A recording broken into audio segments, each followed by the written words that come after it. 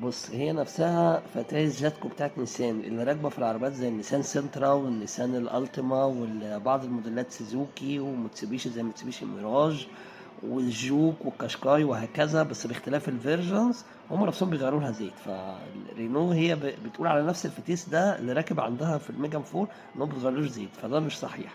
وانا نزلت المانيوال بتاع الفتيس ده اللي هو الجي اف 015 اي اكسترونيك، واقول لك على الطريقه الصحيحه لتغيير الزيت. هي مش شفط الزيت بالكامل او كده، هو ان انت بتفك الطبه تنزل ال 4 لتر، بعد كده تزود ال 4 لتر دول من مقاس الزيت من فوق كويس.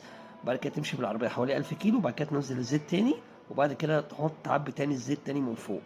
فانت كده تبقى غسلت الفتيس كله. لكن سحب الزيت كله مره واحده او عن طريق جهاز الشفط ده ممكن يعمل تشوك في الفتيس. لو في انت اصلا عندك مشكله او تاكل في الفتيس، ده هيؤدي الى تلف الفتيس، فما انصحش بيه. تغير فلتر الكولر